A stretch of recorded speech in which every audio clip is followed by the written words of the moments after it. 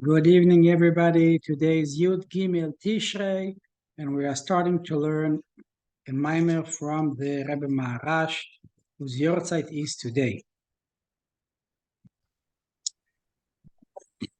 So the Shir started last year, which was Ishnas Hakel, and the Rebbe writes in the Verbringen for Yud Gimmel Tishrei that Shnas Hakel of gathering, of unity, should really be continued, taken over to further years, because this Shnas Hakel comes to bring Yiras Shamayim, to increase in the awe of Hashem and heaven. We had learned in our Shiurim two Maamarim that started with the word Boire Niv Sifasayim, Shalom, Shalom, Larachot Velakaroiv, Amar Hashem Refua. The first Maamar we learned was from the Lubavitcher Rebbe. Then the previous Lubavitcher Rebbe, the Rebbe Reit, and the Rebbe Reit said the Maamar based on this Maamar. So this Maamar is 2 pages. The others were several pages, and I want to go through that because that's basically the fundamental Maamar that the other Maamars are based upon. Okay, and so this is an initiative I have for the shiur is dedicated to the Ilya Neshama of my father, Michael ben Bela Halevi. So Boireni Sfasayim, Hashem creates fruits of the lips, the words that we speak. When we speak those words, Hashem is able to create with this something new. And it says in the Gemara that in a place where Baal Teshuva stands, complete tzaddikim are not able to stand. And that is a great wonder. Why is it about Teshuva, who is missing something because he wasn't doing Torah mitzvahs up until then? Why should he be superior to a tzaddik that never sinned in his life? Because the tzaddik always does the right thing, so therefore he's going to lose, that somebody else will be better than him. So what is the content? What is the reason behind?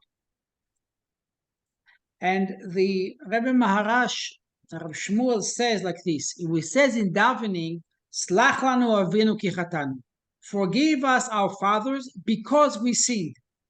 And he asks, why does the word because? Because does not belong there. It says, Hashem, please us, for we sinned. We had made a sin, so please forgive us. But here it comes that because we sinned, you should forgive us. And the question is why? It doesn't make sense. And he explains that this bracha, Slach lanu avinu ki chatanu, comes after the bracha of Teshuva. We say, Hachzirenu b'tshuva shleima lefanecha. Okay? So he explains it if you look at different levels. So let's say, Hashem wants us to do something. And Hashem has his desire, his ratzon, his all energy focused that we should do something. If we do it, then his ratzon, his desire is fulfilled.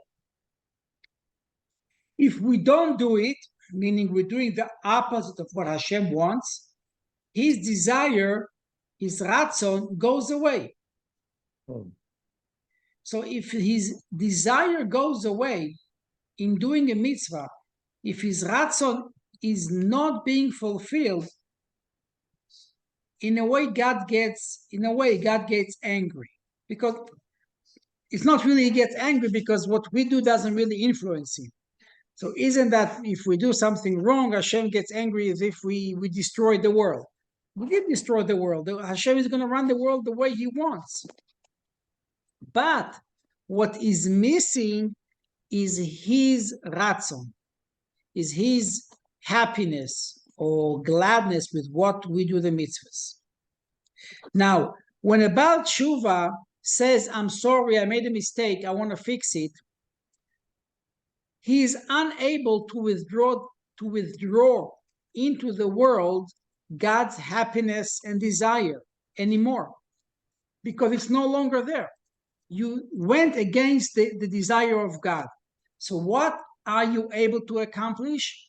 You are able to awaken within Hashem a higher desire. So let's say a desire to do a mitzvah creates A. You didn't do A, the desire goes back. Now, us as people, we want to do tshuva. Hashem says it's too late. But he says, if you go into a higher level within me, within Hashem, higher level than the mitzvah that I said before, then you can awaken within me a desire for B. And that desire for B is going to come into this world and create something new which was not here before. Okay, it's a strong concept, and the Rebbe is going to explain it with an example because it's a deep concept. It's synergistic. Well, it's not synergistic because synergistic means that you have A and B are better. If you have A and you have B, if you do both, then you get something higher. The higher level, right? It adds on. Okay, but here there is no add-on. Here there is a ratzon elyon mimakor haretzonos. B'chinas raiva dechol raivin. It's the highest level possible. And he's going to give an example to explain what it means. Okay. It says that when a person does teshuva, his aveira, his zdoinos, his intentional sin becomes a schut, becomes a merit. How is it possible? Because every intentional sin is able to bring a higher level of forgiveness from Hashem. So the more sins you have, the more good desires of Hashem you're able to bring into this world, and tzaddikim are not able to do it. Because tzaddikim never reached that higher level within Hashem because they never did anything wrong. However, tshuva, which tzaddikim can also do tshuva is able to reach to a higher level within Hashem. As if Hashem, let's say Hashem made a hierarchy. Hierarchy says, if you don't keep Shabbos, you deserve death. So I didn't keep Shabbos. From now on, I'm going to keep Shabbos. But if Hashem made a hierarchy that the punishment for not keeping Shabbos is death, or let's say A, Hashem doesn't retract it. Hashem doesn't change his mind. So how are you be able to make up for not keeping Shabbos? By reaching a higher level within Hashem, which is higher than Shabbos, higher than that desire that you should keep Shabbos. Within Hashem, Hashem is one. So really Hashem is one. It doesn't have divisions. But within Hashem is one. There are many, many, many, many levels. Even though it's a simple unity, but there are also levels. And the Rebbe now gives an example from Teshuva, that Teshuva brings Refua to the world. Now, why is Teshuva compared to Refua, to medicine? What is the comparison between Teshuva and medicine? When somebody is very sick, a drop of medicine, one pill, can revive them, can strengthen their body. How do you usually strengthen a body? By eating and drinking. So if eating and drinking strengthen our body, so we're able to keep on survive and living longer, why is it that when we are sick, food and drinking is not the cure? Why is the cure a medicine, a pill? And not only why, how is it possible that one pill can change the whole person? One pill. Okay. What is in the pill? Spiritual pill. What? It's a spiritual pill. No. You have somebody has pneumonia. If he's not going to take antibiotic, he's going to die. Right. Okay? So he takes a pill, antibiotic, one pill today, one pill tomorrow, one pill the next day, and Baruch Hashem is able to survive. What is in the pill that make him survive? Yes, it's okay. So it's an antibiotic, but it's because Hashem created the antibiotic. But how does the concept of antibiotic work? What is in the pill that make it change the natural tendency of the progression of this disease? It corrects the underlying cause. Say it again. It corrects the underlying cause of the condition. So Okay. the medicine changes the condition. I mean, depends how you want to verbalize it, right? Yeah, that's fine. That's so fine. You're that makes changing sense. the course of the disease state by giving a medicine. If you don't, well, two things can happen. You can get worse or you can naturally get better. But the pill attenuates it or cures it. Well, so the pill cures it. I mean, the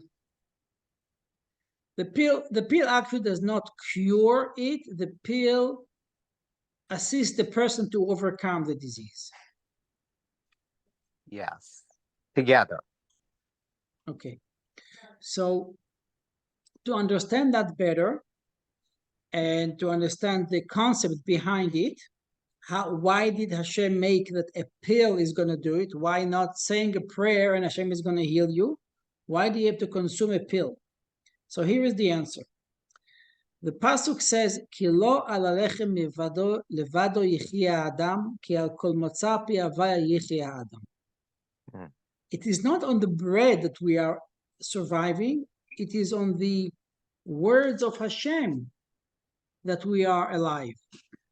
Now, so it's not that the bread gives us life. It's the words of Hashem that make the bread exist. Within the bread is what makes us alive. So the Rebbe asks a simple question. But we are also part of Hashem. Hashem's words is also in us. So why isn't it enough that the words of Hashem that gives us life enough to make us survive? Why do we also eat food, and the words of Hashem within the food will give us life? And the answer is because the words of Hashem within the food is higher than the words of Hashem that is in the pasuk Nase Adam. So the words of Hashem to create the bread is higher than the word of Hashem to create a person. And so is the words of Hashem in wine and in oil and in meat. Every single food has a creative words of Hashem that is higher than the person, and therefore it is enabling to give the person life. Okay, so when you look at the things which came, it says that the concept of Shvira Sakelim, that when there was light of Hashem and there were vessels and the vessel couldn't contain the light, and the vessels broke, and when the vessels broke, there were different levels within the world. So when the vessel broke, the example says that you have a tall wall made of many layers of stones, and when the wall falls down, the furthest stone was higher up. Okay, the closest stone to the origin is going to be close to the place. So, because bread is far away from something alive like us, nevertheless, the bread is enabling, has a greater power within Hashem. And this is similar to the inyan of tshuva. Tshuva is compared to medicine because a sick person is like a person that his blood is mixed with toxins. And even if he's going to eat a lot and drink a lot, his blood, in a way, is spoiled. His blood is toxic. His blood is infected. So you need to take medicines which will clean the blood. So the medicine, and he gives an example of a root, sarsafrila, when it's going to clean the blood, Right. is going to heal the person. Tshuva is compared to bread and water. Okay, so when a person made an avera, either in a positive mitzvah or in a negative mitzvah, his blood is spoiled. And therefore, if the blood is spoiled, since the blood circulates through the body to nourish the organs, then all the organs are not going to be healthy because whatever they get is getting from the blood. So therefore, how do we clean the blood? So to clean the blood physically is with taking herbs which clean the blood, medicine. To clean the blood or the neshama spiritually is to do tshuva, to regret the past and accept to do good for the future. And when you do good for the future, you're able to elevate something that you did that was wrong. Okay? So let's say you ate some non-kosher food. It became part of your body. And your body had a desire towards that item of food. Now that you are eating, now that you ate that non-kosher food, it becomes part of your body. You cannot remove it from your body. It's already incorporated into your body. It's already digested and absorbed in your body. But if you do tshuva, then that piece of non-kosher food is able to be nullified within Hashem's creation. And once you take away the desire to that food away from yourself, you're able to elevate that part of the body that digested the food. Okay? And that is the example that a drop of medicine, one pill, is able to contain much greater power of Hashem, of the words of Hashem, than in eating and drinking. And give an example. A person tells to a woman that he's a Tzadik Gamul. Meaning he says, Shalom Michael, he says, I'm going to marry you on the condition that I'm a Tzadik Gamul. But we know, you find out later, he is a Rasha Gamul. He is not a Tzadik. How is the halacha says that she's Mekudeshes. She is sanctified to him. How is that possible? Because he thought about Teshuva. And when you are able to think about Teshuva, in one moment, you came out of your position of being a wicked person to a tzaddik. So if you are able to do that in your mind, spiritually, with one thought, you can change from a wicked person to a righteous person. So does the one pill of medicine is able to change a person from being sick to being healthy. Okay? So I want you to hear the parallel. The parallel is that there are two paths in connecting with Hashem. One path of connecting with Hashem is through doing mitzvahs every single day of your life, which is comparable that the normal path to connect the body and the soul is by eating and drinking. How are you able to grow from a child to an adult to elderly person for many, many, many years? Is not by taking pills, is by consuming a lot of food and a lot of meat and a lot of water, a lot of all other things that we eat, vegetables and fruits. Okay, so that is a normal path. Normal path of a tzaddik, Torah mitzvahs. Normal path to be healthy is to drink and eat.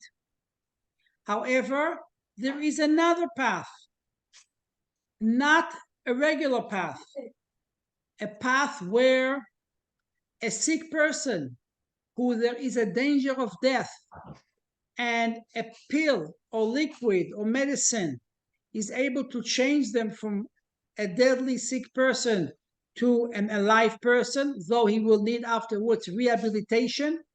Nevertheless, the origin of that concept of medicine is the concept of tshuva, that once you think of tshuva, you think of one moment, like one medicine, one moment you think that you're going to change yourself, that is able to change a person from sick to healthy. And that change is accomplished through our mouth. That is the meaning of the pasuk, Boire niv sfatayim. Sfatayim are the lips. The lips is what we confess to Hashem. Hashem, please forgive me. I did something wrong. I am not going to do it again. I had a desire to do this something wrong. I'm sorry I had a desire.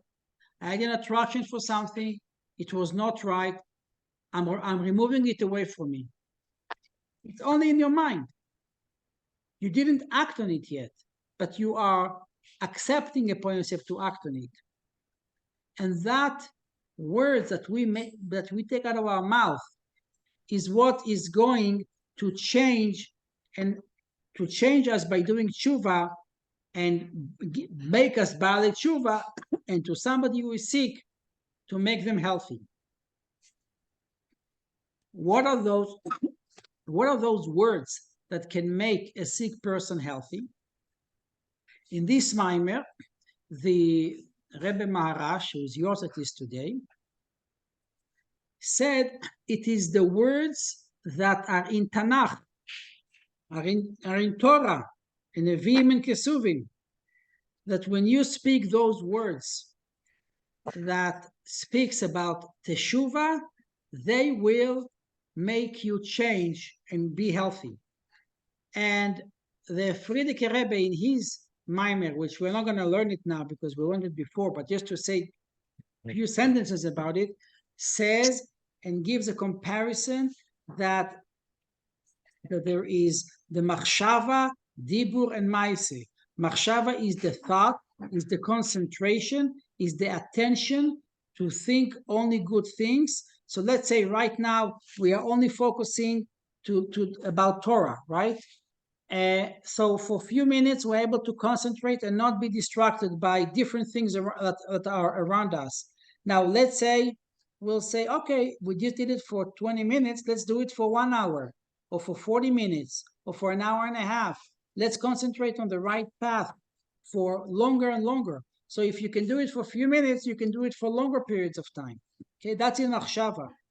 Then we have in Dibur, in speech. Speech is compared to Torah, because Torah, we talk Divrei Torah, and our speech should be such a speech of Torah. Content, positive energy, positive words, to learn good things about other people. And Maise, to do good things, of Gmilas Chasadim, of acts of good, kindness and goodness. All these things, these three acts that we just said, that is part of tshuva. And then the Rebbe says in his Maamar, which was also said on Yud Gimmel Tishrei, Tafshin Memchet, it was 1987. And the Rebbe said that our mission of today is to do what the Rebbe instructed us to do, which is basically in our life, is what the Lubavitcher Rebbe said is Ahavas Israel, love a fellow Jew, mekarev other Yidden into Torah. Don't just think about your greatness, your learning, your being in your home, doing what you have to reach out to other people.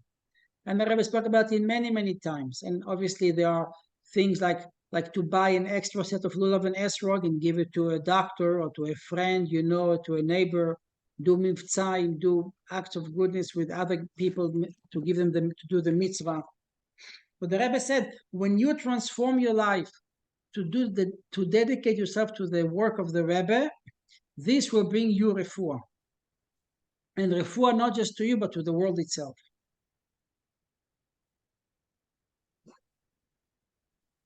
And how would you know that you are accomplishing it? The Rebbe says, if other people will tell you, oh wow, you changed so much, like you are like a new person. Okay, you are Bria Chadasha, you're a new existence, meaning you behave in such positive and good way, and they say, wow, you really changed. That is when you know that you have accomplished what you're supposed to accomplish. And that will bring us refuah. So I'm gonna pause now and let you say something or ask questions if you have.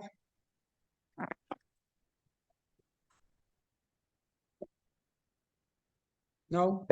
Questions weeks later. Have to percolate. But okay. Yeah, Rabos Makshavos B'Levish. And then you have, but this is part of what we do every single day. If you're not improving, you're not getting better, then you're not moving on. It's always a process. It's a whole process. Okay, so we never reach. It's an example when you gave all the chassid, all the different levels of people. You're always moving up the madrega to a higher level. Yes. That's the concept. You shouldn't be happy where you're at in what you're doing. You should always be trying to do more. But that some people quickly, sometimes slowly.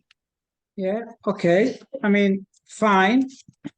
I mean, to put it in the words of the Rebbe, the Rebbe says that our mission is to bring Mashiach. And Mashiach is recognition of Hashem in the world as the king of the world. So we have in a way, our personal objective, our personal desires, and then we have the global, what Hashem wants from us, right? Like we have, like every person is part of society, but we also make society. So we can't just be passive, we have to be active part of society. So we have to act, in a way, act locally, but it's going to create a global effect. So to put what you're saying, Elliot, is we are always growing, but the growth has to be with a purpose oriented towards learning more, doing more acts of goodness and kindness, learning more Torah, and having in mind that we're really demanding Mashiach, because it's not just a purpose for ourselves; it's a purpose for the world. We have a worldly purpose to bring Mashiach.